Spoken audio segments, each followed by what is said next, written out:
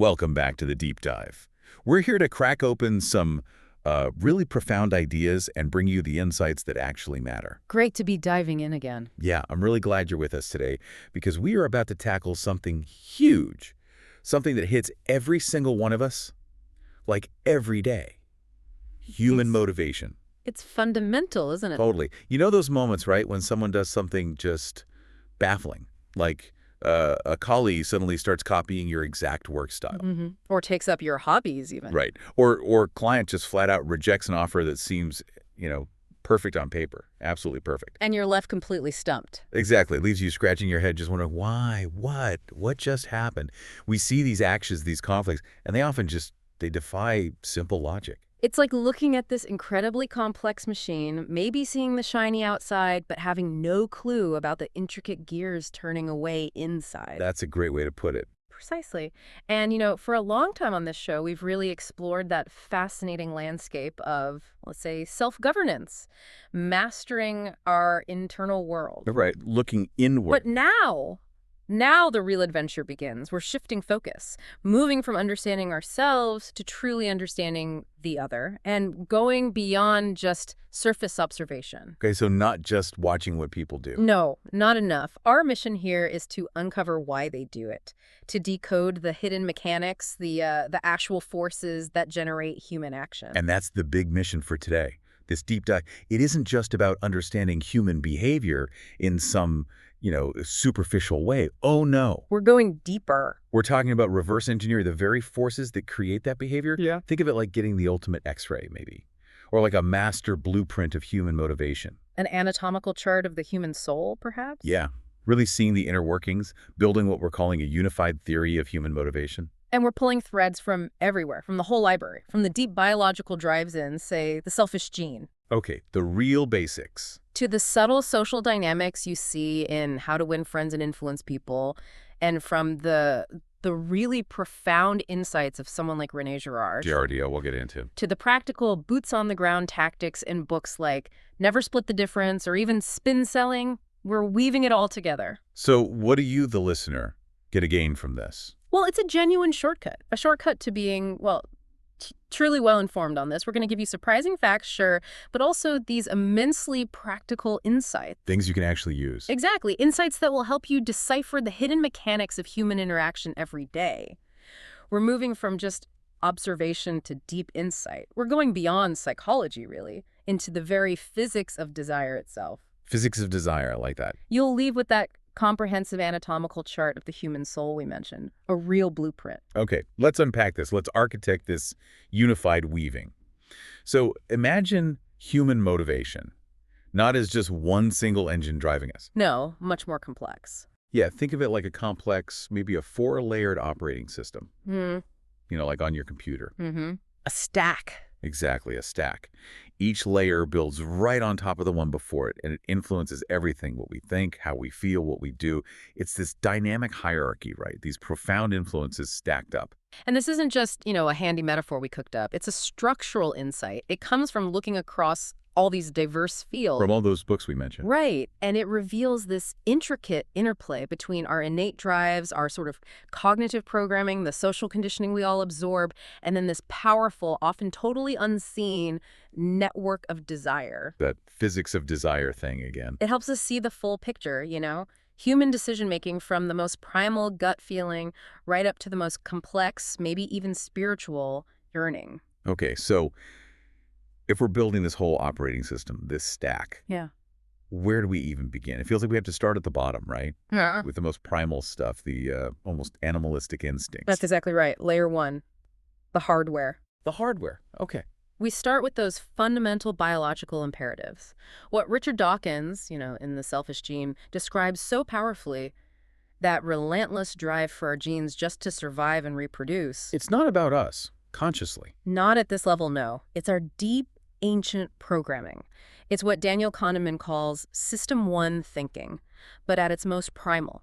It operates automatically, lightning fast, with minimal effort. Like the computer's BIOS, the thing that boots it up before anything else. That's a perfect analogy. It's the core BIOS of our human operating system, always running in the background. Fascinating. So what kind of automatic, almost instinctual reactions are we talking about here? Things we'd share with other animals. Exactly. Kahneman, in Thinking Fast and Slow, he outlines some of these System 1 capabilities. Innate skills we share with other creatures, like perceiving the world around us, recognizing objects instantly, orienting our attention to sudden noises. Avoiding losses. Avoiding losses, yes, a big one. And even common fears, like fearing spiders. These are automatic evaluations. They happen so fast, they don't wait for our conscious mind to weigh in. Okay, here's where it gets really interesting for me. How does that basic hardware, that BIOS, play out in something like, say, economic choices? Yeah. We're not just rational calculators, are we? Oh, absolutely not. Our System 1, our hardware, it has this inherent bias. Yep. An attraction to sure game, sure, but maybe even more powerfully. The flip side. An aversion to sure loss. It's huge. Most people, Kahneman found, are risk-averse when it comes to gains. Like, they'd rather take a guaranteed $240 than gamble on a 25% chance of winning $1,000. Yeah, that makes sense. Lock in the win. When you frame it in terms of losses, it often flips completely. People become risk-seeking. They might prefer a 75% chance of losing $1,000 over just accepting a sure loss of $750. Wow. So they'll gamble to avoid a definite loss. Exactly. And this isn't just some, quirky finding. It's a fundamental drive, deeply tied to our survival instincts. This loss aversion, it makes us cling to failing projects, maybe refusing to cut our losses even when logic screams that we should. It explains a lot of stubbornness. It does. It's why we're so biased against actions that could lead to regret later. And it makes us draw these distinctions, often irrational ones, between doing something that fails versus failing to do something that would have succeeded. Omission versus commission. The feeling is different. The ultimate currency at this level is often emotional. It's about avoiding that gut punch of loss. And you see this reinforced elsewhere, too. Bessel van der Kolk's work, The Body Keeps the Score, talks about the primal reptilian brain, the very base of our brain's evolution, handling these basic survival functions. It's the deep, unyielding core. Always on. So this is our biological BIOS. Yeah. Constantly running, always prioritizing our fundamental existence, often totally beneath our conscious awareness. It's the absolute bedrock, shaping our gut reactions before we even know it. Okay, so building directly on top of that raw biological hardware, that layer 1, we get layer 2, the firmware. Firmware. Okay, what's that? Think of it as the layer of mental shortcuts, heuristics that we develop. They help us make rapid decisions in a world that's just overwhelmingly complex. So these aren't necessarily innate, like hardwired from birth. Not always. Many are learned, but they become so ingrained they feel automatic. They become these learned programs that let our System 1 operate efficiently without burning too much mental energy. Right. Thinking Fast and Slow talks about this, how our System 1 learns associations like, Paris is the capital of France, or skills like reading, or even understanding subtle social cues. It's all about efficiency. Exactly. But that efficiency, as you hinted before, it comes with a trade-off. A big one. The biases. The biases. Our feelings aren't just reacting to reality at this level, they are actively shaping our perception of it. Think about this. If you have a good feeling about a new idea, maybe a new environment, your brain actually starts to perceive fewer risks associated with it and more benefits, almost like magic, even if zero new information has come in. That's the affect heuristic. Wow. So just liking it makes it seem better. Pretty much, as Jonathan Haidt famously put it, the emotional tail wags the rational dog.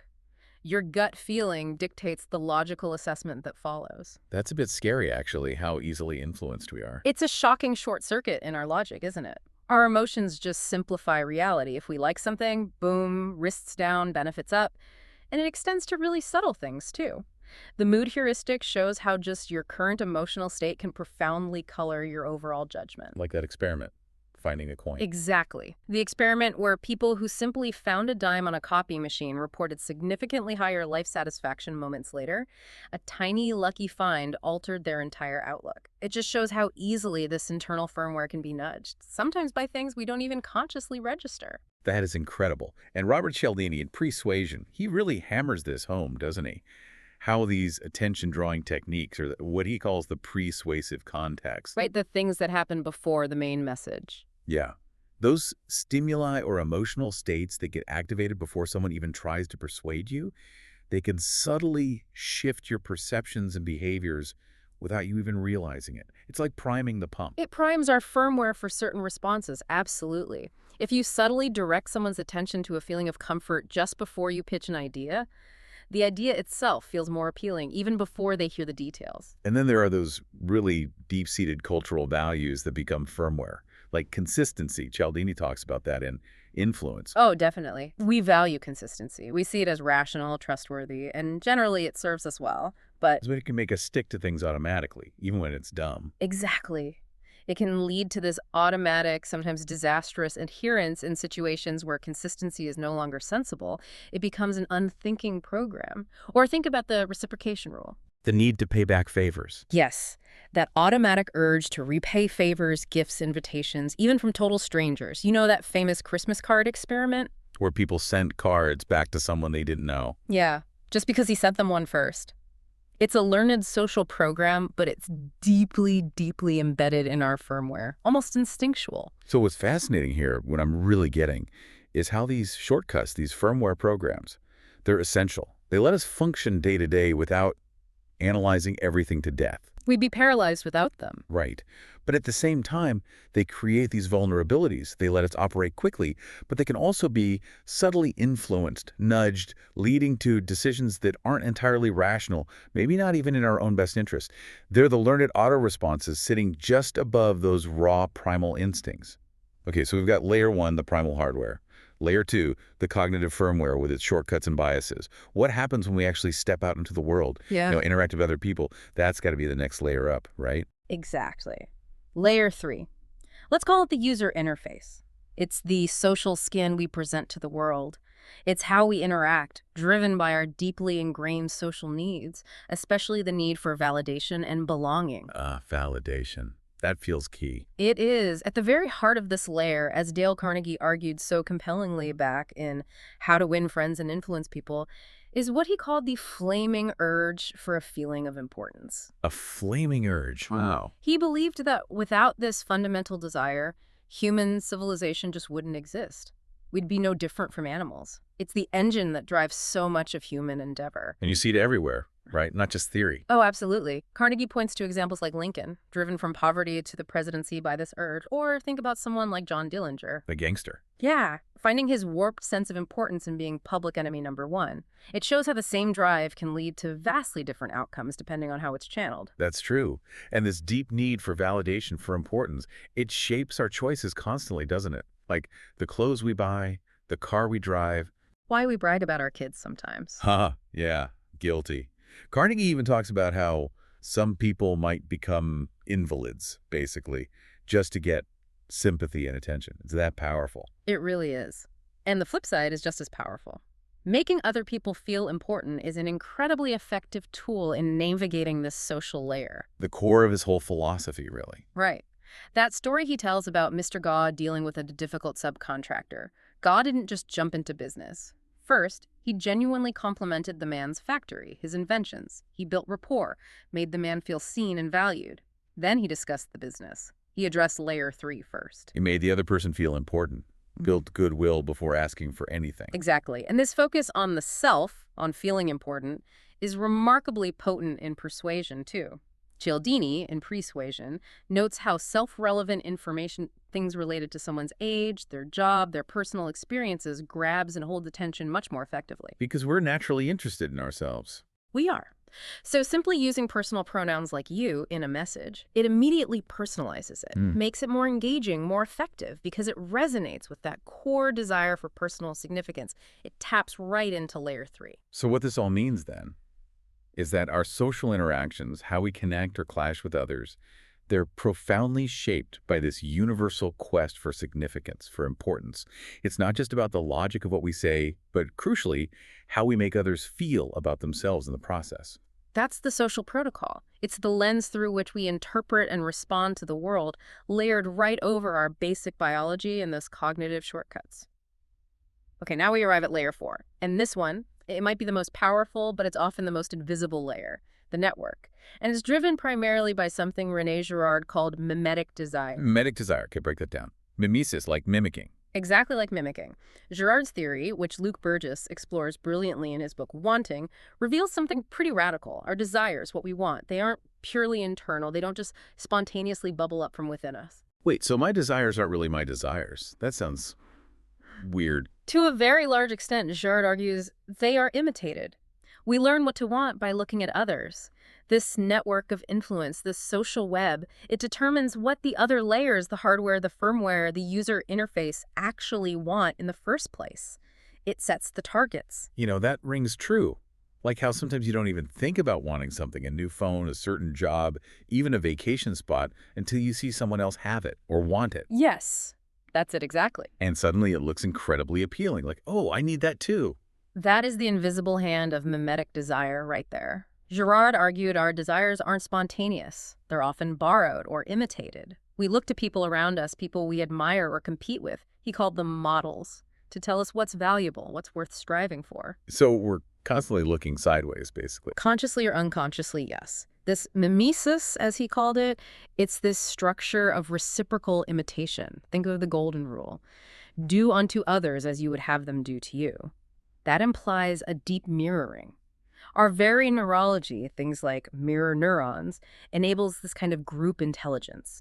We desire what others desire. It creates this invisible network where certain individuals or groups, the models, shape our wants. In this process, the influence, it's often unconscious, right? We don't realize why we suddenly want that thing.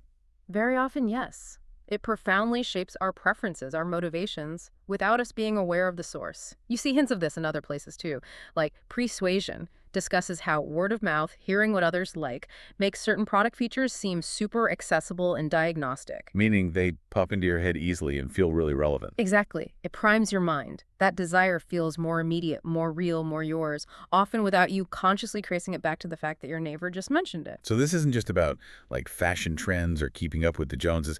Girard argues it goes much deeper. He proposed it as a fundamental force, almost like a physics of human desire. It's an anthropocentric sense, he said, revealing how collective human desire operates at a foundational level. It drives everything from consumer choices to political movements, even religious belief. Wow, okay, connecting this back to the whole stack. If we connect this to the bigger picture, mimetic desire isn't just about superficial trends. It's the fundamental engine behind what society values and how individuals orient their deepest yearnings.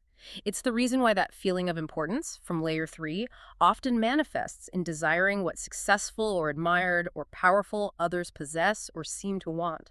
It tells layer 3 what importance looks like. So let me try and weave this all together then. Yeah. Any human behavior you see, any decision someone makes, it's a product of the interaction of these 4 layers. It's the output of the stack. Right. It starts with the raw instinctual needs of our biological hardware survival loss aversion. Then it gets filtered and sped up by the mental shortcuts and biases of our cognitive firmware. The heuristics, the consistency principle. Yeah. Then it's expressed through the outward-facing user interface, our social needs for importance, belonging, validation. How we present ourselves. And all of this, the direction it takes, is ultimately influenced, often even initiated, by that unseen, powerful network of mimetic desire. That's the layer that tells us what to desire in the first place. It's a dynamic, interconnected system, constantly shaping every choice we make, every conflict we encounter. But here's where this model gets really interesting and maybe a bit uncomfortable. Because if we're all driven by these stacked forces, especially that mimetic desire wanting what others want, then conflict becomes, well, not just possible, but highly probable, almost inevitable in some ways. Let's dive into the second principle, the very physics of social conflict. Okay. So normally we think of conflict as, a breakdown, a failure of cooperation, things going wrong. Right. A deviation from the norm. But you're saying, what if it's actually an inevitable outcome, a natural result of the very physics of human desire we've just laid out? That's the provocative idea here. It raises a critical question. If desire is fundamentally mimetic, meaning we desire what others desire, then what happens when 2 or 3 or a whole group of people start desiring the exact same limited thing? The same job, the same status, the same partner, the same piece of land. Yeah, sparks are going to fly. That's where competition and very often conflict becomes not just possible, but baked into the system. It's an inherent tension. So the core idea here isn't just that conflict is disagreement. It's not just a clash of opinions. No. It goes deep. It's often a direct, almost unavoidable consequence of that mimetic desire, that layer 4 engine turning into mimetic rivalry. Exactly. It's when I want what you want because you want it naturally slides into I want it instead of you, or I want to be you or be better than you. The model becomes the obstacle. Precisely. René Girard, in Wanting, directly links this desire for the same thing to conflict. When individuals start imitating each other's desires for the same scarce object, they inevitably become rivals. And then they start imitating not just the desire, but the hostility. It becomes a reciprocal imitation of aggression, a feedback loop of escalating tension. That sounds dangerous. It is. He even talks about something really chilling historically called the founding murder. Maybe not always literal, but a deep pattern. Imagine a group caught in this escalating internal rivalry, just tearing itself apart mimetically. Okay. What often happens, Girard observed, is the group unconsciously finds a scapegoat, someone to blame.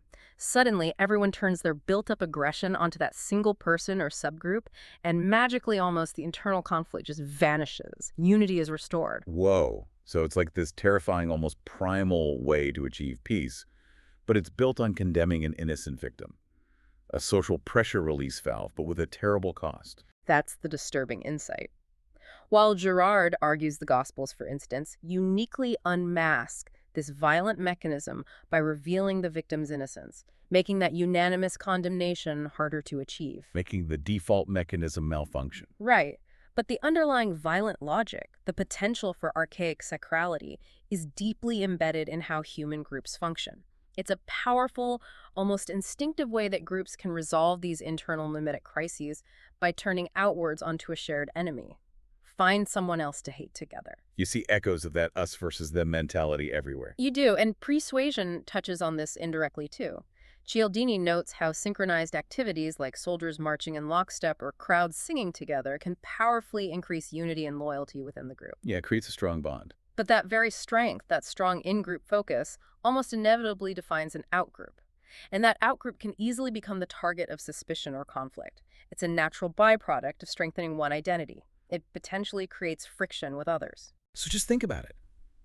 If we're all constantly looking to others to tell us what's desirable, it really is only a matter of time before we want the exact same thing as someone else.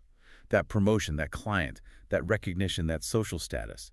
And then, boom, conflict. It feels almost built into the social physics. So, given that this arena of mimetic rivalry is sort of the default state, it's no surprise that various tactics emerge for people to gain advantage, whether they're consciously plotted or just instinctively enacted. People figuring out how to win in this game. Exactly. And Robert Greene's The 48 Laws of Power, while controversial, provides a really stark, practical playbook for navigating these dynamics. These aren't necessarily moral guidelines. No, definitely not. More like observations of what works, for better or worse. Observations of how power operates within this charged mimetic field. Okay, so what are some of these rules of engagement then? How do people actually play this game of desire and status when rivalry kicks in?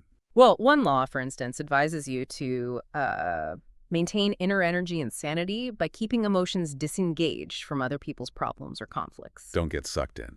Right? Only offer maybe outward gestures of support, but keep even friendly kings and the perfidious Borgias at arm's length. It's about retaining your own initiative, your autonomy, and avoiding being drawn into their mimetic battles where your emotions could be used against you. Stay cool, stay detached. What else? Another law warns against ostentation. Basically, don't brag too much about yourself. Greene argues it just causes suspicion and envy, which can easily lead to treachery. Modesty is often the smarter play. Make yourself less of a target. And related to that, practice nonchalance. Never seem to work too hard. Make your successes look effortless. Talent should appear natural. It makes you seem like a genius, not a grinder, which is more intimidating. Ah, the old I woke up like this power move. Yeah. Classic. What about dealing with superiors or rivals directly? The 48 Laws talks about using flattery, but frugally. Too much praise loses its value, stirs suspicion. Instead, flatter indirectly. Maybe downplay your own contributions slightly to make your superior look even better. It's a subtle navigation of Layer 3 managing their feeling of importance to your advantage. Playing the game. And then there's the really sharp end, playing on people's weaknesses. Greene uses the example of Count Lustig, the con man. Lustig had an eagle eye for other people's weaknesses. He saw that this guy Lawler desperately needed social validation, felt insecure. So he exploited that need. Exactly. He conned him with a fake money-making machine because he understood Lawler was, as Greene puts it, a man hungering for someone to fill his psychic voids. It shows how deeply these laws can tap into the vulnerabilities in our human operating system. And the opposite. What happens if you ignore these dynamics, like just being arrogant? Green points to the danger of arrogance. King Charles I, with his stiff kingliness, even when facing huge public discontent, only fueled the revolts that led to his downfall. In a mimetic context, refusing to bend, refusing to acknowledge the shifting desires or power dynamics can just intensify the rivalry, make you a target. Like putting a bullseye on your back. Similarly, the leaders of ancient Tyre. They were so confident in their defenses against Alexander the Great, they arrogantly refused to negotiate. They even killed his messengers. They completely misread the situation, refused to acknowledge the new model of power Alexander represented, and it led to their utter destruction. So what's fascinating here really is that these laws, they aren't just about crude ambition. They're about understanding the psychological triggers, the levers within this mimetic field. They effectively become the rules of engagement, conscious or not, in the ongoing battle for desire, status, and influence. They show how people try to manipulate or navigate that social layer, layer 3, to get ahead in a world driven by these imitated desires from layer 4. Okay, let's zoom out again. These conflicts, these rivalries, they start small, right? Between individuals, maybe small groups. But they don't always stay small. That's a crucial point. Within complex systems like organizations, markets, societies, even families, these initially localized mimetic conflicts can amplify. They can create feedback loops. Feedback loops, like vicious cycles. Exactly. Negative feedback loops that lead to large-scale disruptions, instability, maybe even total systemic collapse. It's the butterfly effect applied to human desire and conflict. Can you give an example of how that works? Sure. Donella Meadows' work, Thinking in Systems, is brilliant on this, but a really vivid illustration comes from the IT world in the Phoenix Project. They describe how operational issues, like trying to schedule way too many software changes for one Friday. Sounds like a recipe for disaster. It is. It leads to change collisions, resource availability conflicts. The whole system becomes unstable. Then, when a predictable outage happens, human actions under pressure can make it way worse. Like someone screwing with the sand during a critical payroll outage, adding hours to the problem. Trying to fix it, but breaking it more. That's a negative feedback loop, and the urgent project itself, the Phoenix Project in the book, creates all the unplanned work. It pulls everyone away from maintaining the basic health of the system, the stability, security, scalability, all those crucial enforcities. So fixing one urgent problem actually degrades the whole system over time. Wow. Solving one crisis creates the conditions for the next one. It just spirals. It spirals, and you see similar dynamics described in Good Strategy, Bad Strategy. Richard Rumelt talks about organizational inertia, just an unwillingness or inability to adapt an entropy, the natural tendency for weakly managed organizations to become chaotic and disorderly. Things fall apart if you don't actively manage them. Right. And these tendencies, inertia and entropy, they just amplify the problems when mimetic conflicts start bubbling up. Poor strategy, like using generic templates, refusing to make tough choices, or just relying on positive thinking makes the system incredibly vulnerable to these escalating conflicts. It's like having a shaky building foundation when an earthquake hits. And what about trust? That seems critical in any system involving people. Absolutely critical. Extreme ownership, drawing from military experience, highlights this. In complex, high-stakes environments, you need decentralized command. Subordinate leaders need to understand the why behind the mission, the strategic goals, so they can make good decisions on the fly. They need autonomy. But that autonomy only works if there's deep trust up and down the chain of command. If that trust breaks down, or if communication fails, like the example they give of managers being scared to look stupid and not asking the CEO clarifying questions about a new compensation plan. Yeah, that creates confusion and resentment. It creates systemic weaknesses. Gaps where misunderstandings fester, conflicts escalate. It can even lead to catastrophic failures, like military blue-on-blue incidents friendly fire, where miscommunication, confusion, heightened tension, and fast-moving situations lead to devastating impacts from seemingly small errors. The system breaks down under pressure. So it really forces you to ask, how do we build systems, whether it's a team or a company or even a community, that are actually resilient to these inherent conflicts of desire? How do we stop small rivalries from spiraling into these damaging civil wars? It starts with recognizing the reality, recognizing that society or any group isn't just a purely cooperative arena. It's also an arena where mimetic conflict is a constant, powerful, often unseen force. We have to design with that physics in mind. Okay, so wrapping up this second principle then. Society is fundamentally an arena of mimetic conflict, not just pure collaboration. The 48 laws of power, whether we like them or not, Describe some of the tactics people use in that arena. The rules of engagement? And crucially, system dynamics, especially things like negative feedback loops, inertia, lack of trust, mean that even small, localized mimetic rivalries can unexpectedly escalate into system-wide problems, even total collapse. It's a fundamental physics we ignore at our peril. Okay, this is huge. Yeah. If we truly understand these powerful forces, a four-layered operating system driving us, and the inherent physics of social conflict, well, the next logical step has to be figuring out how to see them in action, how to diagnose them. Exactly. Principle 3. And this isn't just about, asking a few casual questions or relying on gut feeling. You're talking about something more precise, right? Like almost a surgical process for extracting truth, for understanding those hidden dynamics. That's the idea. We're moving beyond intuition here towards a systematic, almost scientific method. It's about knowing how to gently get past people's defenses, how to navigate those deeply ingrained, often unconscious motivations, and how to create an environment where genuine understanding can actually emerge. Even when things are tense, like in high-stakes situations where people are naturally guarded or defensive. Especially then. It's about having the right tools and knowing how to use them to see what's really going on beneath the surface. Okay, let's talk about the specific tools then. The scalpels, as you call them. These seem to come largely from the world of negotiation, right? Techniques that subtly disarm people and encourage them to open up more. Yes, precisely. Chris Voss, in Never Split the Difference, offers some brilliant, counterintuitive tools. For example, he completely flips the script on the word no. Right, we usually see no as the end of the conversation, a rejection. But Voss argues no isn't a dead end, it's often an opening. Saying no actually gives the other person a feeling of safety and control. They've asserted their boundary. So good negotiators, Voss says, actually invite a no early on as a sign of engagement. How does that work in practice? Instead of asking something like, do you have a few minutes to talk? Which pressures them into a yes, you ask, is now a bad time to talk? Ah, so they can easily say, yes, it is a bad time, without feeling rude. Exactly. They feel in control. And if they say, no, it's not a bad time, then you have their genuine attention. It's a brilliant way to start. That's clever. What else? Following that, Voss identifies the two magic words. That's right. Not you're right, but that's right. What's the difference? That's right signifies something deeper than agreement. It's that moment of subtle epiphany for the other person, the feeling of being truly deeply understood. When they say, that's right, you know you've hit the nail on the head about their perspective, and that creates alignment. Okay, aiming for, that's right. Got it. Yeah. What other scalpels? Another incredibly effective, almost absurdly simple tool is mirroring. Voss calls it isopraxism.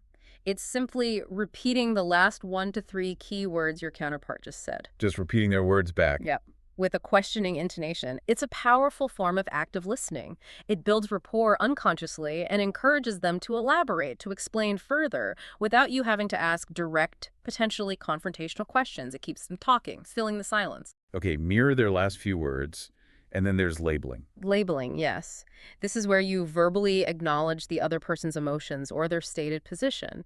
For example, sounds like you're feeling frustrated about this, or it seems like this aspect is really important to you. So you're naming the emotion or the dynamic. Exactly. It validates their feelings, shows you're paying attention, and it significantly reduces defensiveness. It builds empathy and makes them more receptive. And underpinning all these tactics, especially when thinking about leverage in a negotiation or difficult conversation, Yeah. is understanding that core layer 1 principle again, loss aversion. People are generally more motivated by avoiding a loss than by achieving an equivalent gain. So leverage, as Voss describes it, is often an essentially emotional concept. You can sometimes manufacture it by understanding what the other person truly fears losing. These really aren't just tricks, are they? They feel like precise psychological tools, ways to gently cut through the surface noise, get past those layers of defense and cognitive bias, and reveal what's truly driving someone underneath. They create psychological safety, a space where the other person feels comfortable enough to reveal more of their thinking. Okay, so we have these sharp scalpels, mirroring, labeling, using no, and aiming for, that's right. But just having the tools isn't enough, right? You need a plan, a process for using them effectively. Precisely. Once you have the scalpels, you need a systematic protocol, a way to guide the interaction, the diagnosis, towards revealing the core problems, the underlying motivations, the real needs. And you mentioned spin selling earlier. That provides this kind of protocol. Yes, Neil Rackham's spin selling framework, though developed for sales, gives us a really powerful sequence for structuring diagnostic conversations in many contexts. It's about asking specific types of questions in a specific order. Said one then. Okay, what does that stand for? How does it systematically uncover what's really going on? It's an acronym for 4 types of questions, designed to move a conversation from generalities to specific needs and the value of addressing them. It starts with S, situation questions. Situation, okay, like the basic facts. Exactly. These establish the context, the background. What process are you currently using? How does your team structure this workflow? What tools are involved? Just gathering the basic facts of their current situation. Okay, makes sense. Get the lay of the land, then what? Then you move to P, problem questions. These are designed to uncover difficulties, dissatisfactions, pain points. Are you happy with the efficiency of that process? What are the biggest challenges you face with your current tools? Do you ever find it difficult to get accurate data quickly? So you're gently probing for dissatisfaction, Yeah. getting them to talk about their challenges. Correct. You're helping them articulate problems they might only be vaguely aware of. Okay, situation, problem. What's next? The I. Next comes the crucial step, I, implication questions. These explore the consequences, the effects, the broader impact of the problems they just identified. What happens to your deadlines when that process slows down? How does that difficulty getting accurate data affect your strategic planning? What's the downstream impact of that challenge on other departments? Ah, so you're connecting the dots, making the problem feel bigger, more significant, more urgent. Precisely. You're shifting the focus from a minor irritation to a potentially significant business or personal consequence. This builds the importance of finding a solution. Okay, that's powerful. Situation, problem, implication. What's the N? Finally, you use N need payoff questions. These focus on the value, the utility, the payoff of a solution. But crucially, they get the other person to articulate the benefits themselves. If you could speed up that process, how much time would that save your team each week? How valuable would it be to have accurate data instantly available? What would it mean for your goals if you could overcome that challenge? That is brilliant. So it's not me telling them why my solution is great.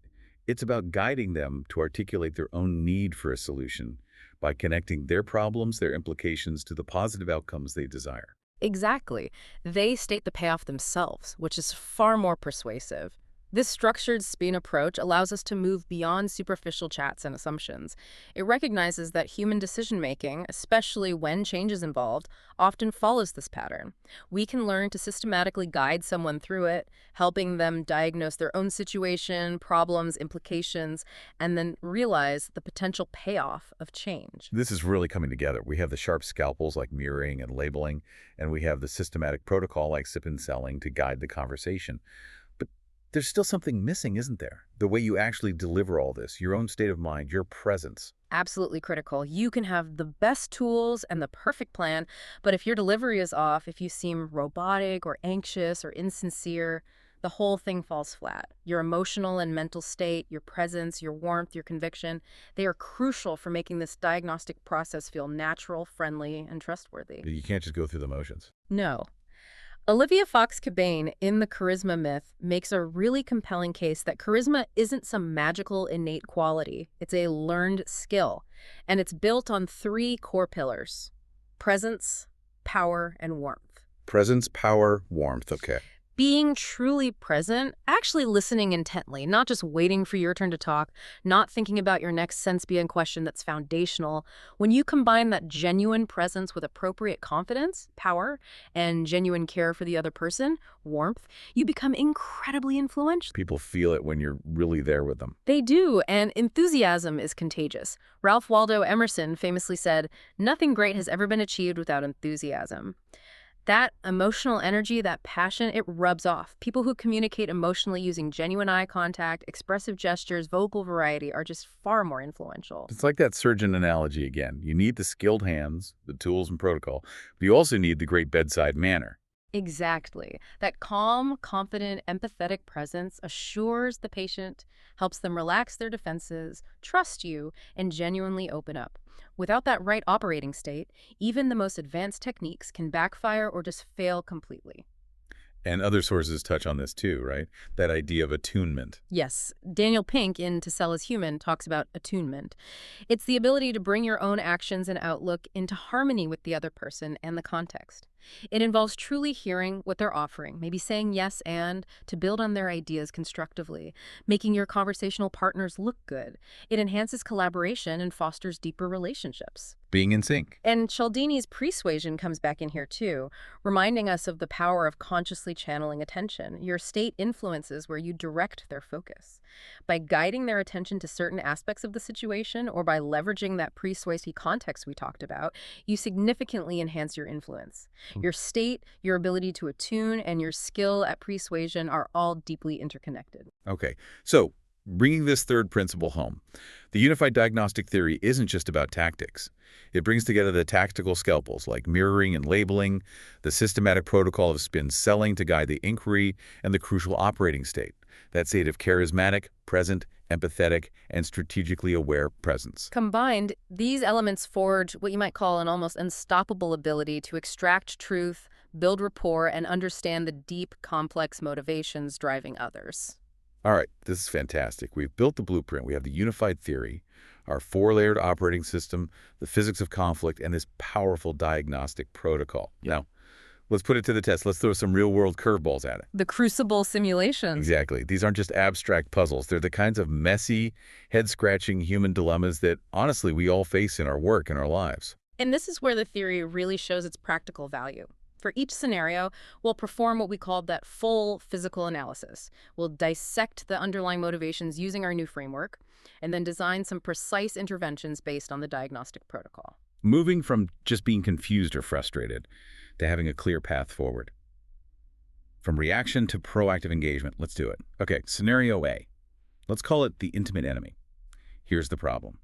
Your main rival at work, the person you compete with most directly, is also your best friend. Oof. Complicated from the start. Yeah. Everything was fine, but suddenly they start imitating your specific work style. They begin pursuing the exact same clients you're going after.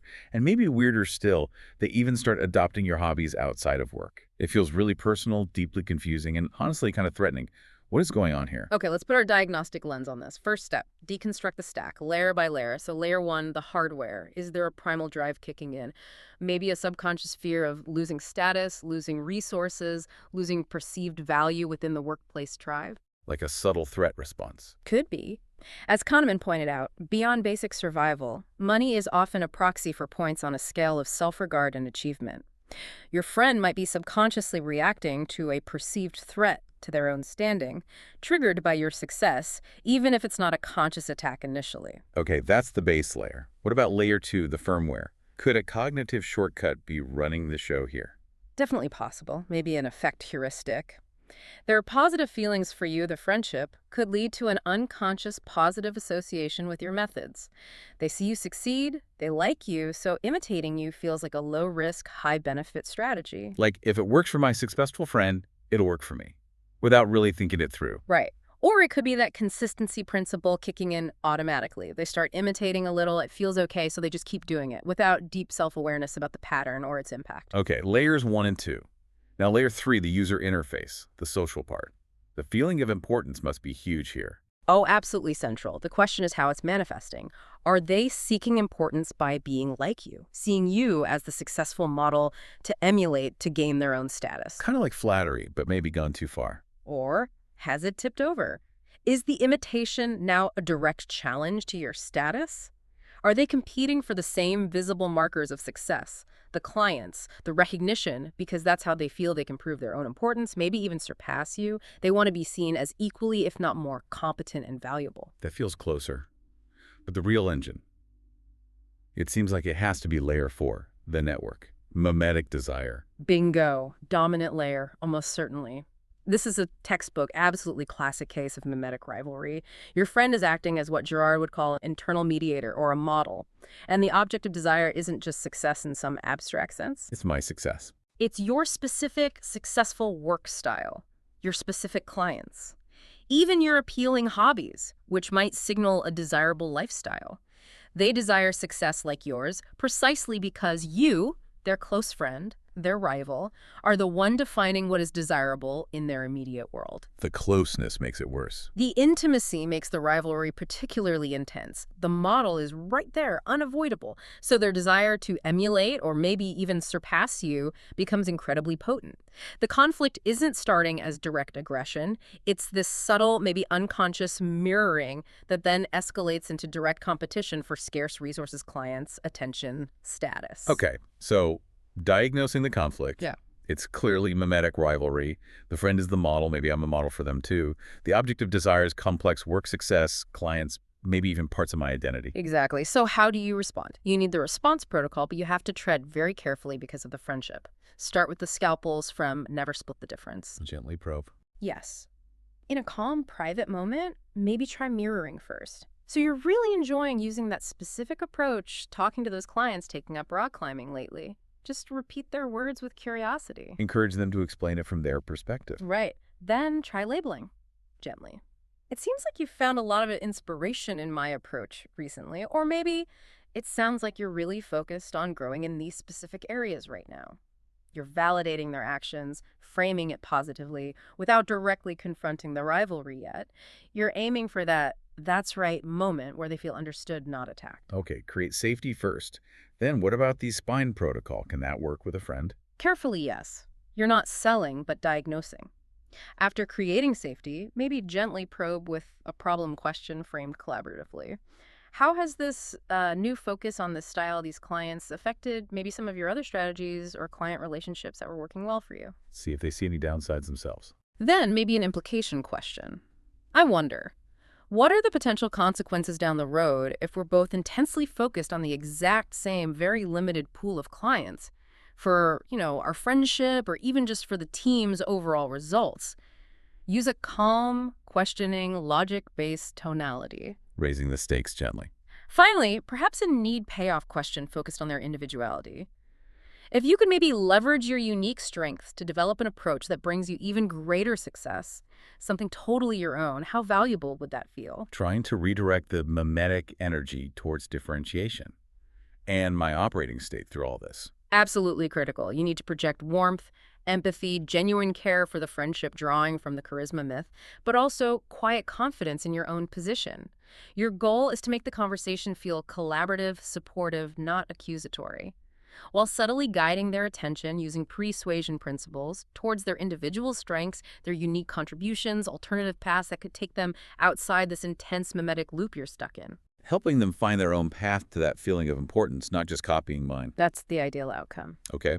Scenario B, the irrational rejection. Here's the situation. You've presented an offer to a potential client. On paper, it seems irresistible. It genuinely meets all the needs they told you they had, and the price is excellent. You feel like you nailed it. The slam dunk deal. Exactly. But then they reject it vehemently. And they don't give you a clear, logical reason why. Just a strong, no, it's infuriating, confusing what Yeah. gives. Right, the deal that makes no sense to lose. Let's deconstruct the stack again. Start at layer 1, the hardware. Could there be some underlying, maybe completely unstated fear of loss that's outweighing the rational gains your offer represents? Loss aversion again, even when the offer is good.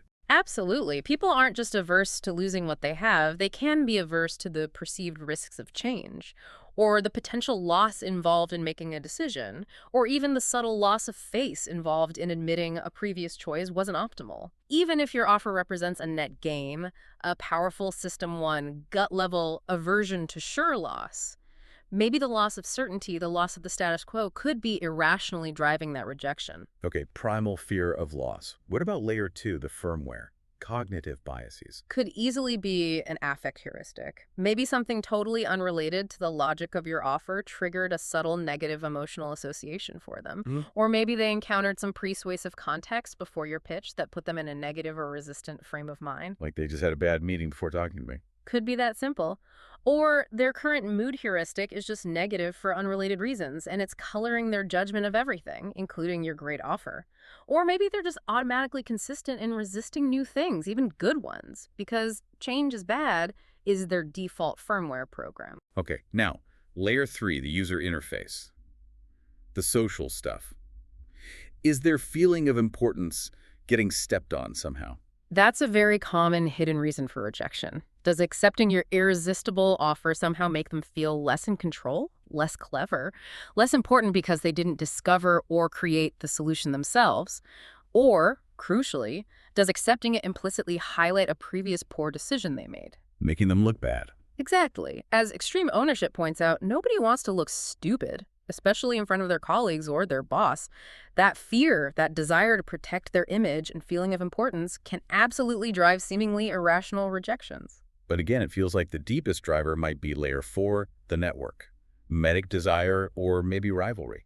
Very likely, yes. This is probably rooted in unseen mimetic forces. You have to ask, who is their unspoken model for this decision? Is there someone else internally, maybe their boss, whose opinion they value more and whose potential reaction they fear? Or are they imitating a prior choice made by a respected peer or competitor? Like, well, company X didn't do this, so we shouldn't either. Could be. Or are they afraid of what their internal or external model might think if they accept your supposedly logical offer?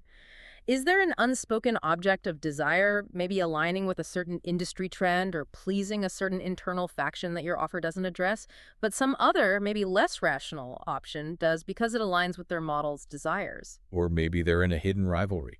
Could be. Maybe they're in mimetic rivalry with an unseen competitor, and accepting your offer somehow doesn't align with winning whatever unspoken game they're playing in their head or their industry. Okay, so diagnosing the conflict. It's fundamentally rooted in unseen or unspoken motivations. Yeah. Likely involving mimetic desire or rivalry with some hidden model, and amplified by deeply ingrained cognitive biases like loss aversion, maybe the affect heuristic, and definitely that layer 3 desire for importance or autonomy. And the object of desire might not be the functional benefits you're selling at all. It might be perceived social status, maintaining control, or just avoiding some subtle emotional loss. Right, so the response protocol needs to address these hidden layers. How do you start? Create safety and control immediately. Use the scalpels from Never Split the Difference. Maybe ask something like, is now a bad time to talk about what might be really behind this decision? Or try labeling. It sounds like there's something here beyond the specs and price that just isn't sitting right with you. Can you tell me what that is? Gently inviting them to reveal the unspoken objection? Use mirroring on their reasons if they offer vague ones. Keep labeling the emotions you perceive. You're aiming for that "that's right" moment when you finally hit on the true underlying concern they haven't voiced. Once you have a potential opening, how does PN help? You use the SPIS protocol to systematically explore the unspoken need or fear. You might start with situation questions just to confirm your understanding of their stated needs. Just so I'm clear, you mentioned needing X, Y, and Z. Is that still accurate? Then a careful problem question. What specific challenges or concerns do you foresee, perhaps beyond the immediate features, if you were to move forward with this? Trying to get them to articulate the hidden problem. If they still resist, maybe an implication question. Okay, staying with the current situation. What happens if those underlying concerns you have aren't addressed somehow? What are the implications down the line? And finally, a need-payoff question tailored to their potential hidden driver. If we could find a way to address their likely unstated concern, e.g., ensure a smooth transition, make this look like your initiative internally, how would that change your perspective on finding a solution? Trying to connect to the real value for them and the operating state here. Crucial.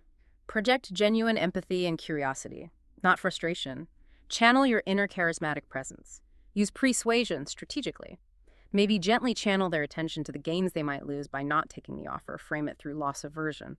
Or emphasize the unity and partnership of collaborating with you. Use Pink's attunement principles. You genuinely ask, how can I help you navigate the internal approvals? Or how can we position this so it looks good for you and your team? Showing you're on their side, helping them manage their internal pressures, their layer 3 needs, and maybe their hidden layer 4 models. Exactly. You're aligning with them to solve the whole problem, not just the surface one. Okay, our final scenario. Let's call it the team civil war. Here's the setup. You have 2 top-performing team members. Historically, they collaborated perfectly. Maybe they were even friends. But suddenly, on this current project, they are clashing bitterly over seemingly trivial details. The small stuff becomes huge. Yeah, and it's threatening the project's success. You're scratching your head because the issues themselves seem so minor, but the conflict is intense, emotional, what's really going on. Right, the baffling internal blowup. Let's deconstruct the stack. Start at layer 1, the hardware. Is there some baseline stressor affecting them? Maybe the project itself is incredibly intense, or there's external pressure. High stress can heighten that system 1 avoid losses response. Making them hypersensitive. Exactly. Hypersensitive to minor details, perceiving them as threats to their control or the project's success. The body keeps the score reminds us that even if it's not full-blown trauma, high stress can put people in a persistent state of anxiety and fear, making them rigid and defensive about small things. Okay, stress affecting the base layer. What about layer 2, the firmware? Bias is creeping in. Very likely. Could an affect heuristic be distorting their perception of each other? Maybe a minor past irritation, something small, is now being exaggerated because they're stressed or sleep-deprived. Persuasion mentions how things like sleep deprivation increase suggestibility and likely distort judgment. So they start seeing each other's actions through this negative filter. Right. Their system 1 is making automatic biased judgments about the other person's intentions, competence, maybe even their motive. They're deliberately trying to undermine me instead of maybe they just see it differently. Okay, now layer 3, the user interface. The feeling of importance has got to be playing a role here, right? Almost certainly. It's likely a major driver. Are they competing for recognition on this project, for control over the direction, for the right to be seen as the expert? Is one person feeling their ideas are being constantly dismissed or devalued, or feeling like the other person is trying to steal their thunder? That fear of looking stupid again. Yes, as extreme ownership implies, nobody wants to look stupid or incompetent, especially in front of the boss or their peers. That fear can absolutely manifest as rigid, dug-in adherence to their own minor details. It stops being about the project's best interest and becomes an ego battle, a fight for importance. But the intensity, the bitterness over trivial things, that smells like layer 4, the network. Mimetic rivalry. Absolutely. Dominant layer here, almost certainly. This is a classic mimetic rivalry, but the object isn't a client this time. It's about influence, status, and control over the definition of what's correct or excellent for this project. So the trivial details are just proxies, battlegrounds. Exactly. They are proxies for a deeper conflict of models. Each team member is implicitly acting as a model for the other, defining what good work or the right procedure looks like. And because they're both top performers, they likely have strong, maybe conflicting models. This leads to a clash over whose vision, whose standard gets to dictate the right way. The project itself becomes the object of mimetic desire. I want this project to succeed my way, and the arena for their rivalry. And their previous collaboration, their synchrony, has broken down. Right. As Persuasion notes, synchronized activity builds unity. But a breakdown in that synchrony, a clash over how to proceed, leads rapidly to disunity and conflict. That's what we're seeing. Okay, so diagnosing the conflict. It's primarily mimetic rivalry playing out over control and the definition of excellence within the project. The models are each other, maybe also external best practices or perceived expectations from leadership. The object of desire isn't just the project succeeding, but whose vision of success prevails, and who gets the credit and feeling of importance for it. It's the physics of desire escalating within the contained system of the team. Okay, so the response protocol as a manager. How do you intervene? First, use the scalpels from never split the difference, but engage them separately initially. Don't force a confrontation right away. Talk to each one alone. Yes. Use mirroring and labeling extensively with each individual. Get them to fully articulate their frustrations, their perceived slights, without interruption. Okay, so it sounds like you feel unheard when X happens. It seems like you're really concerned about the quality suffering because of Y. You need to aim for, that's right, from each of them individually first. Build rapport, make them feel understood. Hear them out completely. Then, SPAN. Then, still individually, use the CISPAN protocol to dig deeper. Start with situation questions to get their view of the project status and the specific points of friction. Then, problem questions. Okay, beyond these specific details, what do you see as the real problem here and how you two are working together? Then, implication questions. How is this ongoing conflict impacting the project's timeline, the team morale, your own ability to do your best work? And crucially, what happens if this conflict isn't resolved effectively? Finally, need payoff questions. What would it take for you to feel confident moving forward collaboratively again? Or, how important is it for the project's success that you two find a way to leverage both your strengths effectively? Uncovering their underlying pain and motivation individually, and my operating state as the leader. This is where extreme ownership principles come in powerfully. When you bring them together, or even individually, consider taking initial ownership of the problem yourself. Something like, look, there's clearly friction here, and ultimately that's my fault as the leader for not ensuring clear roles or communication protocols. Disarming their egos, taking blame off them. Exactly. It lowers the defensiveness that Layer 3 need to not look stupid or be blamed. It creates a safer space for them to engage constructively. Maintain a calm, empathetic, but also authoritative presence. You need your charisma here. And critically, channel their attention, using persuasion, away from the petty details and towards the larger team goals, the shared purpose of the project. Use inclusive we language. Make their individual rivalries seem less relevant, less important than the collective objective. Reframing the conflict around a shared higher goal. That's the aim, using your understanding of the whole stack to diffuse the mimetic rivalry and realign them. Wow. Okay, we've journeyed through the theory, the intricate layers of human motivation, and we've put it through its paces with those really tough, realistic scenarios. Now, how do we make this stick?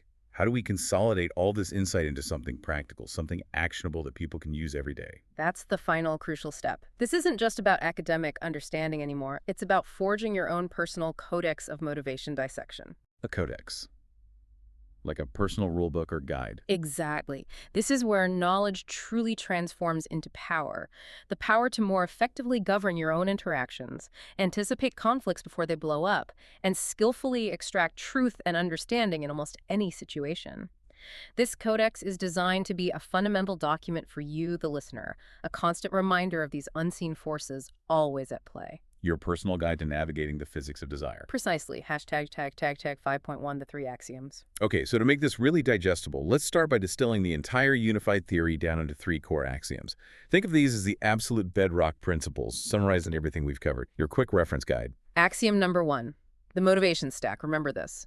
Human behavior isn't random. It's an emergent property of 4 deeply interacting layers: our primal biological hardware, our learned cognitive firmware, our social user interface, and the powerful underlying mimetic network that constantly shapes our desires. Okay, axiom 1, the stack, hardware, firmware, UI, network. Got it. Axiom 2. Axiom number 2, the physics of conflict. Recognize that social conflict often isn't an accident or a simple disagreement. It's frequently the inevitable outcome of Layer 4 mimetic desire turning into rivalry, which then gets escalated by Layer 3 power dynamics and the feedback loops inherent in any complex system. Axiom 2, conflict is physics, mimetic rivalry plus system dynamics. Yeah. And the third axiom. Axiom number 3, the diagnostic protocol. Understand that extracting truth and genuine understanding, especially when things are complex or tense, isn't just about asking questions. It requires a unified, almost surgical process combining tactical empathy, like mirroring and labeling, systematic inquiry, like the SPN sequence, and a consciously cultivative state of influential presence, charisma, attunement. Axiom 3, diagnosis needs protocol. Scalpels, sequence, state, perfect. Stack, physics, protocol. The 3 axioms. Hashtag tag tag tag 5.2, the field diagnostic protocol. 5 critical questions for self-reflection. Okay, axioms give us the foundation. Now let's turn them into practical tools for the field. You mentioned 5 critical questions, like a field diagnostic protocol to run through before or during any important interaction. Exactly. 5 questions to ask yourself to quickly diagnose the hidden dynamics. Keep these in your mental toolkit. Question number 1. Question 1. Who is the model in this room or in this situation? This question comes straight from Girard. It forces you to immediately look for the source of mimetic desire. Who are people consciously or unconsciously imitating? Who is setting the standard for what's desirable or successful right now? It helps you see those unseen Layer 4 influences. Okay, identify the model. Question 2. Question 2. What is the unspoken object of desire? Drawing from Girard, but also Kahneman on loss aversion and Carnegie on importance. This pushes you to identify the true, often hidden prize people are really striving for. It might not be the stated goal. Is it actually status, control, recognition, avoiding some perceived loss? What's the Layer 4 object that's activating Layers 1, 2, and 3? Find the hidden prize? Makes sense. Question 3. Question 3. Am I, or are others, about to enter or already in a mimetic rivalry? This is your early warning system, again from Girard. It prompts you to anticipate conflict before it escalates. Are you seeing the subtle cues of imitation starting to shade into direct competition? Are you starting to desire what someone else has simply because they have it? Recognizing it is the first step to managing it. Spot the rivalry brewing. Crucial. Question 4. Question 4. What are the underlying pain points or fears that are not being articulated, and what are their potential implications? This brings in Spessian thinking, Kahneman's loss aversion, and Voss's focus on hidden drivers. It forces you to look past the surface arguments or resistance. What are they truly afraid of losing? Layer 1. What problem are they really trying to solve? Layer 2 firmware. And what are the consequences if that fear or problem isn't addressed? Implications. Dig for the real pain and its impact. Okay. And the last one, question 5. Question 5. How is my own presence or the persuasive context I'm creating influencing the other person's receptivity? This pulls from Charisma Myth, Persuasion, Never Split the Difference. It's about self-awareness. Are you consciously creating the optimal environment for truth to emerge? Are you using empathy effectively, projecting appropriate warmth and competence? Are you strategically focusing their attention in a helpful way, or are you inadvertently making them defensive? Your state is part of the diagnostic data. Check my own influence. Okay, those 5 questions feel incredibly useful. Model, object, rivalry, pain implications, presence. Your field diagnostic kit. Hashtag 5.3. Rules of engagement with desire. 3 strict personal rules. All right, finally, to truly master this, to live with this understanding, it feels like we need some personal guidelines, like strict rules for ourselves to navigate this world of mimetic desire without getting constantly sucked into destructive patterns. Exactly. Think of these as your 3 personal rules of engagement with desire, designed primarily to protect yourself from unwittingly falling into the most common traps of mimetic rivalry and distorted motivation. Rule number 1. Rule 1, be relentlessly aware of your own models. Yeah. Always strive to understand who you are consciously or unconsciously imitating and why. Girard's theory makes it clear. We are all influenced by models. Constant self-awareness helps you ensure your desires are genuinely rooted in your own values, your authentic self, and aren't just reflections of what someone else wants or what society dictates as desirable. Don't just chase someone else's definition of success. Know your models. Got it. Rule 2. Rule 2. Don't let your own desire for importance or your need to appear right blind you to the truth. This rule pulls directly from Dale Carnegie's feeling of importance and that extreme ownership caution against the fear of looking stupid. It's a reminder to always prioritize genuine understanding over winning an argument, proving a point, or seeking immediate validation. Your own ego, your layer 3 needs, can severely cloud your judgment and prevent you from seeing the actual dynamics at play in yourself and others. Stay humble, stay curious. Keep the ego in check to see clearly. Makes sense. And the final rule, Rule 3. Rule 3. Cultivate an outside perspective on conflict. See the systemic, mimetic, and cognitive forces at play. When conflict inevitably arises, train yourself to mentally step back. Instead of getting immediately caught in the emotional whirlwind, try to analyze the situation using the stack. What systemic feedback loops are active? What mimetic rivalries are fueling this? What cognitive biases are likely distorting perceptions? This rule, inspired by systems thinking, extreme ownership's detachment, good strategies, critical judgment, and Girard's unmasking of scapegoating, allows you to observe the physics of the situation rather than just reacting to the surface emotions. See the whole system, not just the fight. Become an observer of the physics. Okay, those 3 rules feel like powerful guardrails. Know your models, check your ego, see the system. Well, we've now completed our deep dive into the unified theory of human motivation. Feels like we've covered a massive amount of ground, but hopefully you, the listener, now have the tools to understand those invisible forces shaping every single interaction, every decision, every conflict you'll ever encounter. You haven't just been given a guide to what behavior looks like on the surface. You've been given the anatomical blueprint, the engineering schematics for the forces that generate that behavior. The physics of desire in all its beautiful and sometimes terrifying complexity is now a landscape you can begin to map and navigate. This codex we've forged is your fundamental document for doing that. We really wove it together. We covered the motivation stack, the hardware, firmware, user interface, and network that make up our human operating system. We explored the often uncomfortable physics of social conflict, showing how mimetic desire almost inevitably leads to rivalry and potential systemic breakdown. And we've armed you with the unified diagnostic protocol, the scalpels of tactical empathy, the structured inquiry of sin selling, and the crucial operating state required to truly unveil truth. This is your personal codex for understanding. So, as you step back into your day, into your meetings, your family discussions, your negotiations, remember this. Every decision you witness, every conflict you encounter, every unspoken desire you sense, it's all a manifestation of these interconnected layers. The question isn't really whether these forces are at play, they always are. The real question is whether you will choose to see them.